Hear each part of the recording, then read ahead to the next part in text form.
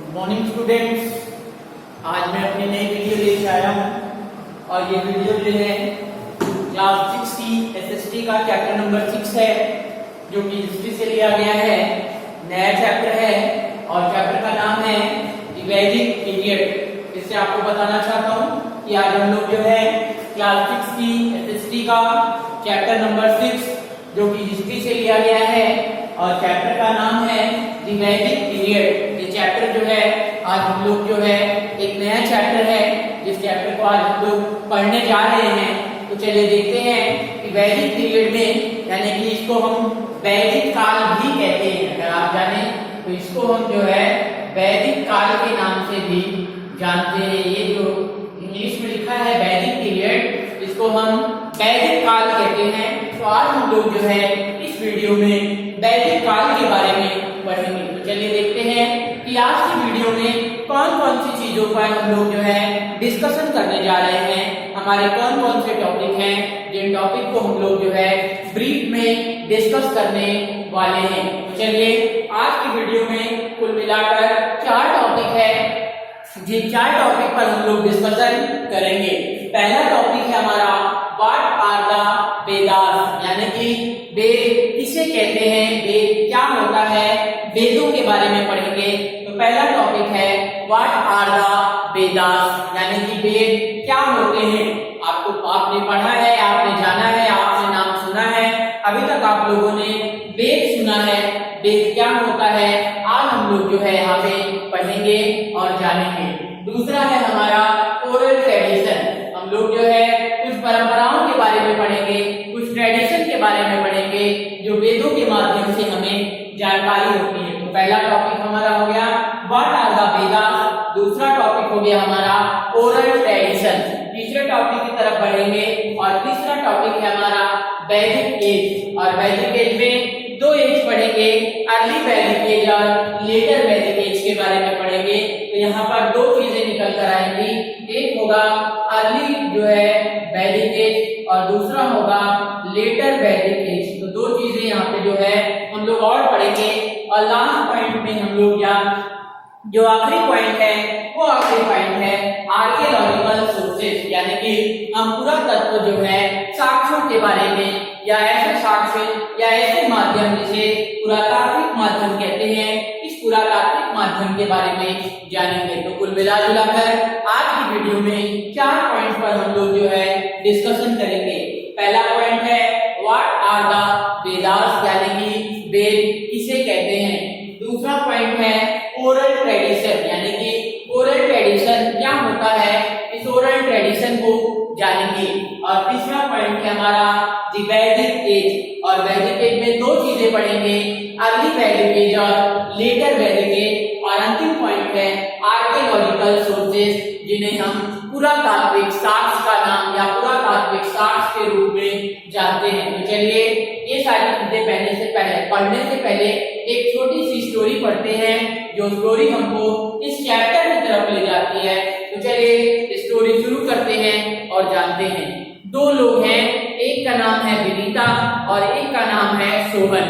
ये विनीता और सोहन दोनों बहुत ही ज्यादा एक्साइटेड हैं, क्योंकि ये दुर्गा पूजा में अपने ग्रैंड पेरेंट्स के यहाँ जा रहे हैं, यानी कि दुर्गा पूजा का समय है और दुर्गा पूजा के समय में ये सभी लोग जो है अपने ग्रैंड पेरेंट्स के यहाँ जाते हैं।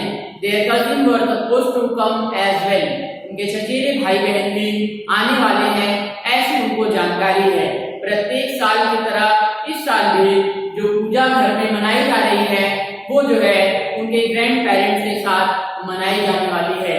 और इस समय अगर बताएं तो बहुत सारे रीति रिवाजों का पालन भी किया जाएगा, जिन रीति रिवाजों में एक भगवान की मूर्ति होगी, उस मूर्ति के समक्ष मंत्रोच्चारण किया जाएगा, यानी कि बहुत सारे मंत्र भी पढ़े जाएंगे। तो देखेंगे कि ये लोग जो है इन मंत्रों को लेकर काफी ज्यादा जो है उत्साहित थे। आगे चलकर वो अपने या आगे चलकर जो उनके दादा दादी हैं वो सभी लोग जो है इन मंत्रों को पढ़ते हैं, इन मंत्रों के बारे में बताते हैं। तो पूछते हैं वो लोग कि ये मंत्र कहाँ है, तो उनके द्वारा बताया जाता है कि ये मंत्र जो है वेदों में लिखे गए हैं। ऐसा जो है सोहम पूछता पूछता है या सो हमको बताया जाता है, तो उसके ग्रैंडफादर बताते हैं कि ये बहुत ही प्राचीनतम पुस्तकें हैं। तो इस प्रकार से विनीता पूछती है कि हिस्ट्री के क्लास में हमने ऋग्वेद के बारे में पढ़ा था या ऋग्वेद के बारे में सुना था और बताया गया था, हमारे टीचर ने ऐसा बताया था कि ऋग्वेद जो है बहुत ही ऐतिहासिक और सबसे पुराना वेद या सबसे पुराने वेदों में से एक है। तो इस प्रकार से आज की वीडियो में हम लोग जो है वेदों के बारे में पढ़ेंगे, इसलिए इस चैप्टर का नाम है वैदिक काल या वैदिक पीरियड, यानी कि वैदिक काल या वैदिक पीरियड के बारे में आज की वीडियो में हम लोग जो है डिस्क्रिप्टिव अध्ययन करने जा रहे हैं। चलिए देखते हैं कि आज की वीडियो में कौन कौन सी चीजों पर, आज के इस चैप्टर में कौन कौन सी चीजों पर डिस्कशन करेंगे। पहला हम लोग जो है स्पेशली वेद के बारे में पढ़ेंगे और वेद में एक सबसे पहले वेद के बारे में पढ़ेंगे जिस वेद का नाम है ऋग्वेद, यानी कि स्पेशली वेद में ऋग्वेदों के बारे में पढ़ेंगे। दूसरा हम लोग जानेंगे कि किस प्रकार से कौन कौन से पुरातात्विक साक्ष्य हैं जिन साक्ष्यों के माध्यम से वेदों की जानकारी प्राप्त होती है। आगे चलकर वैदिक लाइफ यानी कि वैदिक जीवन और समाज के बारे में पढ़ेंगे कि वैदिक जीवन किस प्रकार से था, वैदिक समाज के लोग किस प्रकार से रहते थे, समाज और उसके जीवन के बारे में पढ़ेंगे। फिर अंतिम की तरफ पढ़ेंगे और हम लोग जो है कैलियोलिथिक कल्चर के बारे में पढ़ेंगे। तो चलिए सबसे पहले हम लोग जो है शुरू करते हैं व्हाट आर द वेदास, वेद जो है किसे कहा जाता है, वेद किसे कहते हैं। तो वेदों की अगर हम बात करें तो वेद जो है बहुत ही प्राचीनतम पुस्तकें हैं हमारे भारत की, जिसे भारत के अंदर में लिखा गया या यूं कहें तो प्राचीनतम पुस्तकों को वेद का नाम दिया गया। और आपको बताना चाहूंगा कि जिस समय इसकी रचना हुई उसको वैदिक काल कहा जाता है, यानी वेदों की रचना के काल को वैदिक काल कहा जाता है। जिस समय वेदों की रचना हुई वो समय जो है वैदिक काल या वैदिक पीरियड के नाम से जाना जाता है। इसे वैदिक काल हम लोग जो है कहते हैं।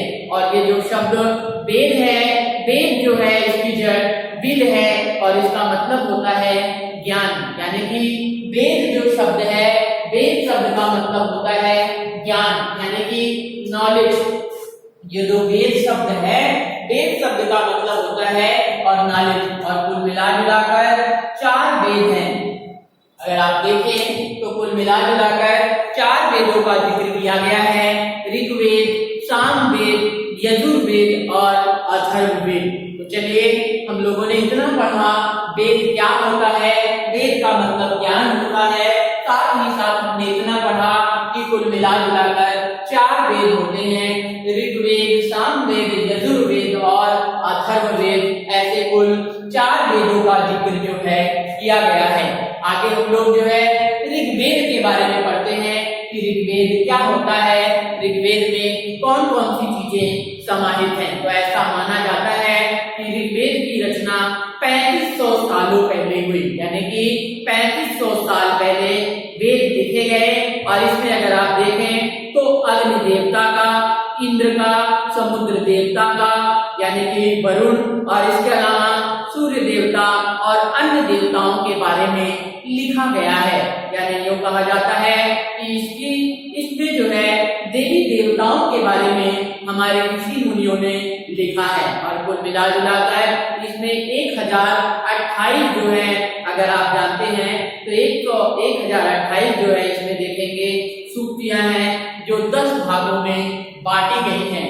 तो आपने पढ़ा पहला वेद हो गया आपका ऋग्वेद, यानी कि पहला वेद जो है ऋग्वेद हो गया और ऋग्वेद में 1028 सूक्तियां हैं और इसे 10 भागों में बांट दिया गया है।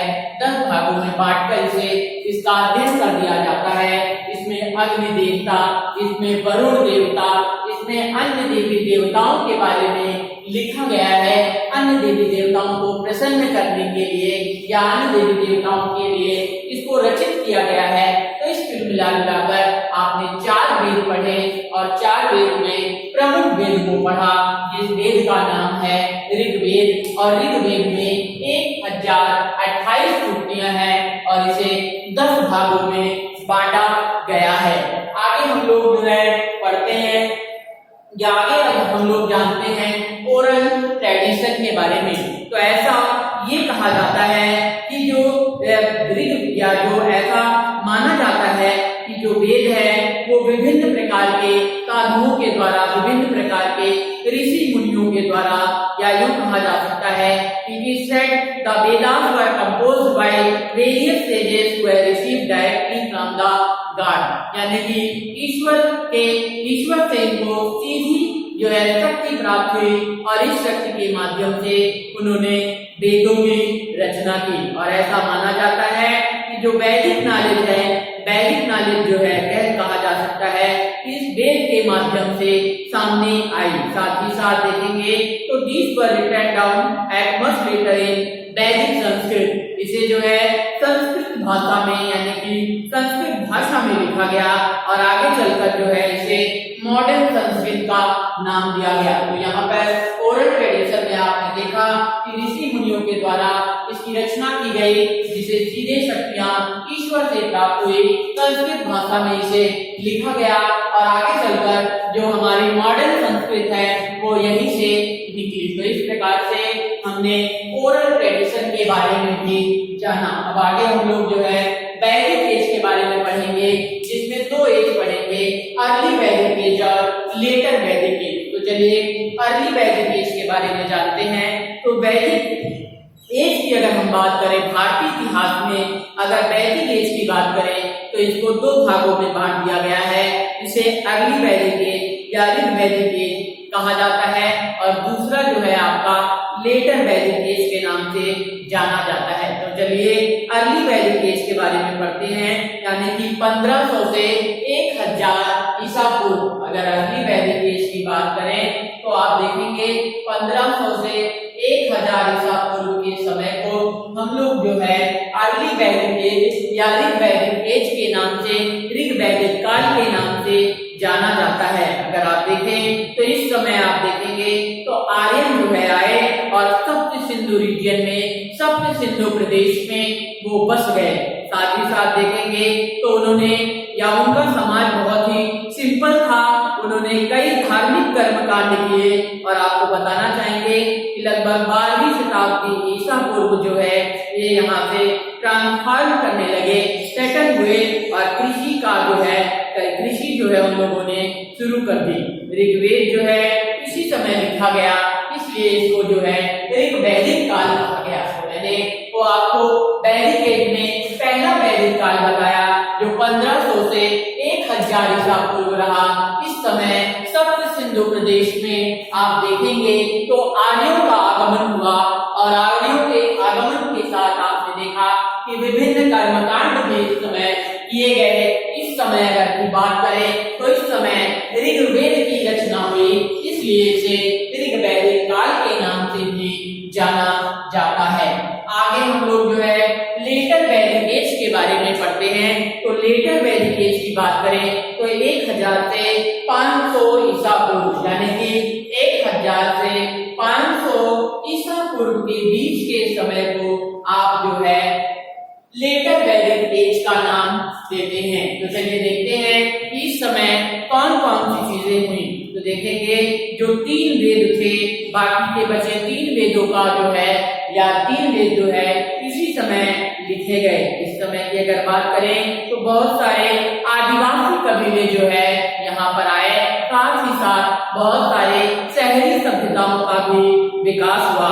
देखेंगे तो जो धार्मिक कर्मकांड थे वो बहुत ज्यादा इस समय जटिल होने लगे। तो फिर से आपको बताना चाहेंगे वैदिक काल को 2 भागों में बांट दिया गया, लेटर वैदिक एज और अर्ली वैदिक एज या ऋग वैदिक एज। तो ऋग वैदिक एज में या ऋग वैदिक काल में ऋग्वेद की रचना हुई और अगर आप देखेंगे लेटर वैदिक एज में की अगर आप बात करें तो लेटर वैदिक एज के या लेटर वैदिक एज में अगर आप देखेंगे तो अन्य जो है बाकी बचे 3 वेद, साम वेद, यजुर्वेद और अथर्ववेद की रचना हुई है। अंतिम पड़ाव की तरफ या अंतिम जो है पॉइंट को समझने की कोशिश करते हैं जिसे हम पुरातात्विक साक्ष्य का नाम देते हैं। तो अगर हम साहित्यिक की बात करें और पुरातात्विक साक्ष्य की बात करें तो construct the history of the Aryan, इसने जो है आर्यों के इतिहास को लिखा। अगर आप देखें तो 2 प्रकार की कलाकृतियां भी यहाँ पर मिली हैं जिसे ग्रे वेयर और ब्लैक और रेड वेयर का नाम दिया गया है।